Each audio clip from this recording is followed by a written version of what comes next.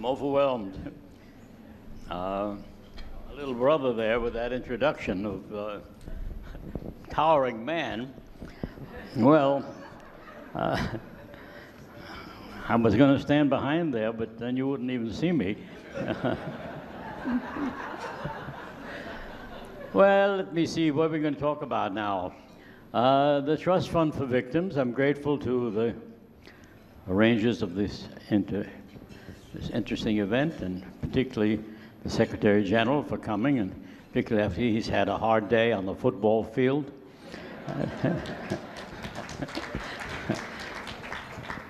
Well, let me try to follow up on what has been suggested I should be talking about. What am I doing in Kampala?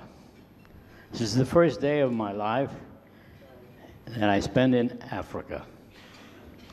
And I came from New York because we're at a turning point in history, and Kampala will play a very important role. I mentioned briefly the evolution of international criminal law. When I was a student, I recall an inscription over a portico in the Harvard Law School saying, "Make us effective for the cause of peace and justice and liberty in the world." And that has become my credo. And you saw a sampling of it when I confronted these mass murderers. I didn't ask for vengeance. I didn't ask to kill them. I asked for a rule of law which would enable all human beings to live in peace and dignity, regardless of their race or creed. Because those men had murdered in cold blood well over 1 million people, including thousands of little children. You talk about child soldiers, with no remorse whatsoever. I had among my defendants 6 SS generals, and most of the defendants had doctor degrees. One had 2 doctor degrees. He killed 33,721 Jews in 2 days. I had witnessed the atrocities. I was a soldier. I landed on the beaches of Normandy. I fought all across Europe. I crossed the Rhine on a pontoon bridge. The last battle of the war was fought in the Ardennes forest, where General Patton had the brilliant idea: any man who can carry a gun goes up to the forest and tries to liberate the 101st Airborne Division, which was trapped there. And about the same time, I was assigned to go into the concentration camps to collect evidence of the atrocities in order that the guilty parties may be put on trial. And I did that. And you had to go in very quickly, because if you didn't get there quickly, the records would be totally destroyed. There was total chaos. We didn't know the word concentration camp. We had reports that there were people found straggling along roads in groups, wearing what looked like worn-out pajamas. They all looked like they were dying, and they seemed to be coming out of a work camp of some kind. I would get to the camp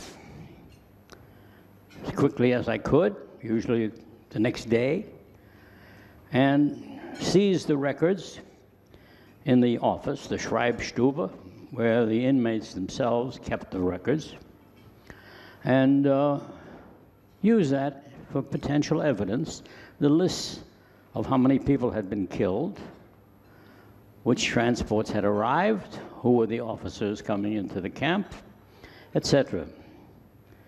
And then get out of the camp as quickly as possible, because there was every conceivable disease: dysentery, typhoid, vomiting, feces, lice, rats.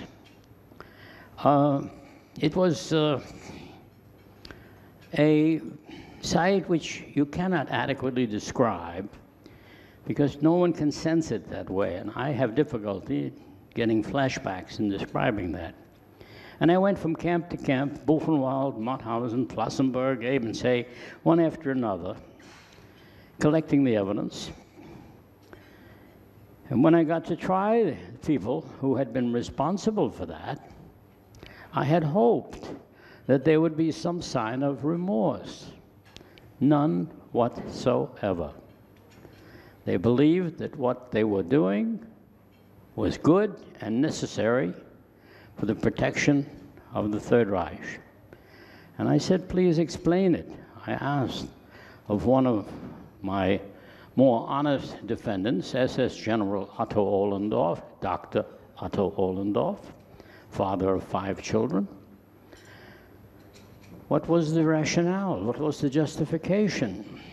He said, well, we knew the Russians were planning to attack us, and so we were going to preempt that. And so we beat them to the punch. Well, why did you kill all the Jews? Well, everybody knows that the Jews are sympathetic to the Bolsheviks. And why did you kill all the gypsies? Well, the gypsies, nobody trusts the gypsies. They would give out intelligence behind the lines, so you kill them too. And why do you kill all the little children? Well, if the children grew up and know what had happened to their parents, they would be enemies of the Reich. And so we had to be concerned with long-range security. And to show me how he was really a humanitarian compared to some of the others he was, he explained that they had these vans, and they could take the people, jam them in there, particularly the old and the infirm and the children who couldn't walk and be chased out into the woods. They'd pack them into the van, attach some pipes to the exhaust, feed the gas into the van, and then drive off. And in about 20 minutes, when they arrived at a ditch which was waiting, they would dump them like garbage into the ditch. But Ohlendorf explained he didn't really like that because sometimes they weren't all dead, and they'd be clawing at each other, and there'd be blood, and there'd be feces, and he said that was very hard on my men. So he was sort of a humanitarian. I mention this only because it influenced my subsequent views as to how do you deal with that. Since this is